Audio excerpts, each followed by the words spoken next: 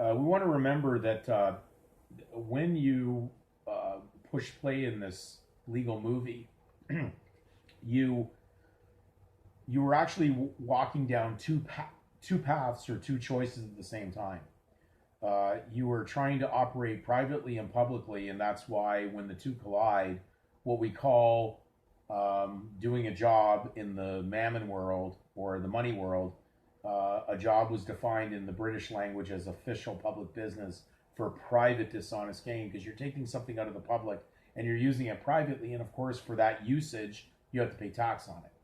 So they placed the correct definitions in there to cover themselves with a warning. But the problem is people are not understanding this election.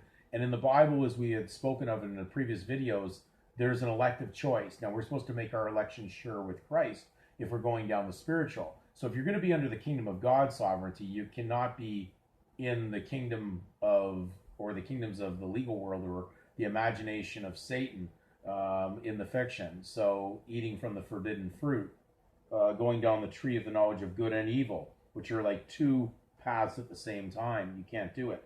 So election, other than defined in the Law Dictionary as making a choice, it says in the context of choosing judicial review or appeal, or after having accepted an award, and that's really what this is, you're accepting this.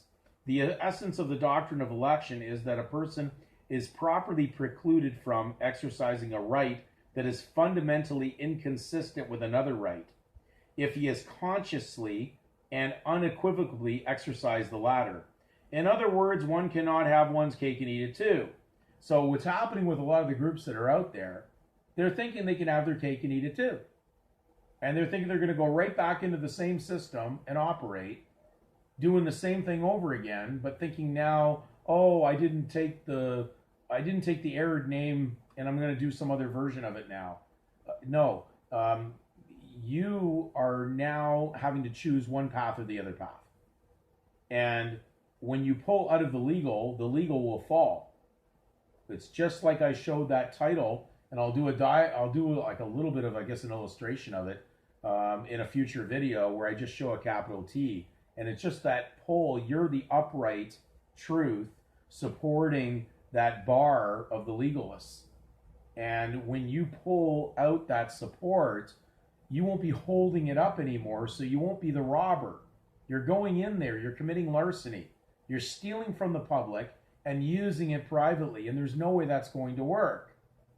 It just won't work. Truth doesn't work in fiction. It's at rest. And there's scriptures that we will read to support that. Be still and know that I am Lord.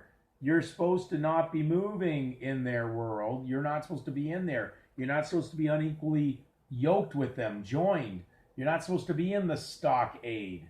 If you're in there, unfortunately, you're going to not be receiving the Spirit of God, because you're placing His Spirit of truth and substance to support Satan's legal fiction. And it just is not going to work to a good result. So if you're looking for in relief with the seal that's already there for you, it's already done. When Jesus died, it was done. They crossed the line and placed Jesus into the public, the debt, and it was canceled. They put him into sin, and then they accused him of it. Even though he said his kingdom was not of that world, they said he was in their world, and they crossed the line. Even the Roman authorities wanted to let him go because they found no fault or error or blemish with him. He wasn't part of them. In order to have a blemish, you'd have to have a fictio title. He wasn't registered. He wasn't in their world. God doesn't register his property in the legal world. So therefore, when they did that, they crossed the line, and then they declared him a king. And they executed God's will because he killed the debt. He killed the debt in their world because of their mistake, their error. And therefore, it places the legal system in responsibility under act of state for an act of God, because they're inducing act of God into act of state, as they did with Jesus. So we have to see what's going on there, and especially on a day so historic, which is the leading, as I had mentioned in a previous video, we're dealing with the last meal he had with his disciples of the unleavened bread. And we know it was a miracle because unleavened bread has no yeast. And Jesus, in symbolism, was the unleavened bread.